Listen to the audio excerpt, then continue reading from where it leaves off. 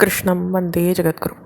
நம்ம நாராயணியத்தில் 85வது தசகத்தில் 6 ஸ்லோகங்கள் வரைக்கும் பார்த்துருக்கோம். ஜராசந்தவதமும் ராஜசேமுன்ற தசகத்தில் பார்த்துட்டு வரோம். அப்போ சுவாமி இருந்து, கிருஷ்ண பரமாத்மா இருந்து யுதிஷ்டருடைய யாகத்தில் இருந்த த்விஜர்களை கால் அலம்பி சேவித்து அவளுக்கு எல்லாம் பணிவிடை பண்ணுறதுக்கு, அந்த யாகத்தில் கலந்துக்கிறதுக்கும் தர்மபுத்திரர் எப்பேற்பட்ட புண்ணியத்தை பண்ணியிருக்கணும் கிருஷ்ண பரமாத்மா இருக்கிறதுக்கு, அவர் இருந்து கூட சேவை பண்ணுறதுக்கும் தர்மபுத்திரர் எப்பேற்பட்ட பாக்கியசாலியாக இருக்கணும்னுட்டு பட்டத்திரி வியந்துக்கிறார் அந்த 6வது ஸ்லோகத்தில். இப்போ 7வது பார்க்கலாம். ததஸ்வனகர்மிணி பிரவரம் அர்க்ய பூஜா விதிம் விசாரிய சஹ தேவவாக் அனுகதஸ்ஸ தர்மாத்மஜஹ வ்யதத்த பவதே முதா சதசி விஸ்வபூதாத்மனே ததா சசுரமானுஷம் புவனமேவ திருப்திம் ததௌ. அப்போது யாகம்லாம் பூர்த்தி ஆகிடுத்து, அர்க்கியம்லாம் கொடுத்தாச்சு. சவண கர்மாவில் சிறந்த அக்ரபூஜா விதிப்படி, சவண கர்மணி பிரவரம் அர்க்கிய பூஜா விதி, அந்த பூஜை விதிப்படி ஆராய்ஞ்சு சகதேவன் சொன்னதை அனுசரித்து தர்மபுத்திரர் செஞ்சார். அதாவது அதில் 5 பேரில் சாஸ்திரம் அறிஞ்சவர் சகதேவன் தான். நம்ம முன்னையே பார்த்துருக்கோம். போகும்போது கூட சகதேவன் குறித்த நேரத்தில் தான் பலி கொடுக்கணும்னுட்டு துரியோதனன் கொடுக்க நினச்சான். அதை கிருஷ்ண பரமாத்மா எப்படியோ அதை பார்த்துட்டு செஞ்சார். ஏன்னா அவன் அந்த நேரத்தில் பலி கொடுத்துட்டாக்கா அவனுக்கு தான் வெற்றி ஆகிடும். ஆனால் சகதேவர் என்ன சொன்னார், என்னுடைய கலைக்கான தர்மத்தை நான் விடமாட்டேன், நான் நல்ல நேரத்தை தான் கணிச்சு கொடுப்பேன்ட்டார் சகதேவர். அப்பேற்பட்டவர் சகதேவர். எல்லா ஜீவர்களுக்கும் ஆத்மாவுக்கான உமக்கு மகிழ்வோட சபையில் அந்த பூஜையை அப்போ தர்மபுத்திரர் செஞ்சார் இல்லையான்னு இந்த இடத்துல சொல்லப்படுறது. அப்போ தேவர்களும் மனுஷாலும் உட்பட உலகனைத்துமே திருப்தி பண்ணித்து.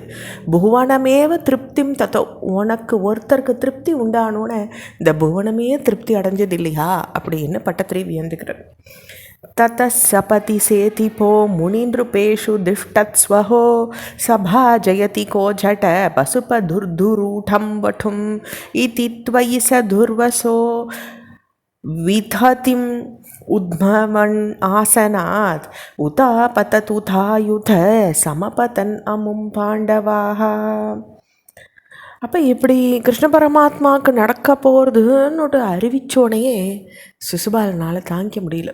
ஏன்னா பிறக்கர்ச்சியே எப்படி கம்சன் எதிரியோ அப்படியே சிசுபாலனும் எதிரியாகவே தன்னை பாவிச்சுட்டான். கிருஷ்ணருக்கு சொந்தமானால் கூட அவனால் நல்லபடியாக கிருஷ்ணரை பாவிக்க முடியல. அப்போ முனிவர்களும் அரசர்களும் பூஜைக்கு தகுதியானவாக இருக்கும் பொழுது இந்த இடையனான இழிவான ஒரு சிறுவனை எந்த முட்டாள் தான் பூஜிப்பான்னு கேட்குறார் சிசுபாலன். அதே மாதிரி கஷ்டம்னு நொந்துண்டு தீய சொற்களை கக்கினானா அந்த இடத்துல அந்த சிசுபாலன். ஆசனத்தில் இருந்து ஆயுதத்தை எடுத்துட்டு கிளம்புறான். அவனை பாண்டவாள்லாம் எதிர்க்கிறா. ஏன்னா கிருஷ்ண பரமாத்மாவை எதுவும் அவமரியாதை பண்ணப்படாதுன்னுட்டு பாண்டவாள்லாம் எதிர்க்கிறா. சமபதன் அமும் பாண்டவாக. அப்போ பாண்டவா எதிர்த்தா இல்லையான்னு இந்த ஸ்லோகம் சொல்கிறது. நிவாரிய நிஜ பக்ஷகான் அபிமுகஷ்ய வித்வேக்ஷிணஹ த்வமேவ ஜஹ்ருஷே சிரோ தனுஜதாரிணா ஸ்வாரிணா ஜனுஸ்திருதய லப்தயா சதத சிந்தயா சுத்ததீஹி த்வயா ச பரமே கதாம் அத்ருத யோகினாம் துர்லபாம். அப்போ உம்மை சேர்ந்தவா போரில் தடுத்து நீரே அசுரர்களை பிளக்கும் உம்முடைய சக்கராயுதத்தால் உம்மை எதிர்த்து துவேஷியின் தலையை அறுத்து தள்ளினீர் இல்லையா? எப்படி சுவாமி அவனை எப்படி தண்டிச்சாருன்றதை இந்த ஸ்லோகம் விவரிக்கிறது.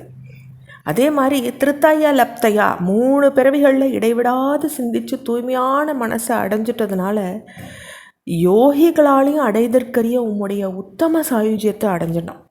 எப்படின்னாக்கா இதில் கம்சனுக்கும் மோட்சம், சிசுபாலனுக்கும் மோட்சம், சுவாமியை எதிர்த்தவாள்லாம் மோட்சம் அடைஞ்சிருக்கா. எப்படின்னாக்கா நல்ல விதமாக சுவாமியை நினச்சாலும் முக்தி, துரியோதனனும் இதில் மோட்சம்தான் அடைஞ்சிருக்கான். ஏன்னா எப்படி கிருஷ்ணனை வெல்லலாம் சகுனியும் துரியோதனனும் யோசிச்சுட்டே இருந்திருக்கா.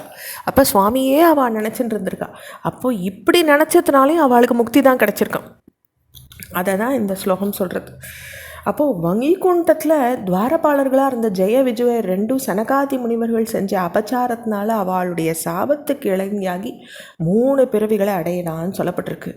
அப்போது ஹிரண்யாக்ஷன் ஹிரண்ய கசிப்புவாகவும் ராவணன் கும்பகர்ணனாகவும் ஜெய விஜயா 2 பேருடைய அடையாளமாக பிறந்திருக்கா. ஜெயன் சிசுபாலனாகவும் தந்தபக்தரனாகவும் இப்படியாக சுவாமியை நிந்தனை பண்ணவாள்லாம் இப்படி பிறவி எடுத்து அவளுடைய சாபத்தை பூர்த்தி பண்ணிட்டு இருக்கா. தொடர்ச்சி நம்ம அடுத்த பகுதியில் பார்க்கலாம். ஹரே கிருஷ்ணா.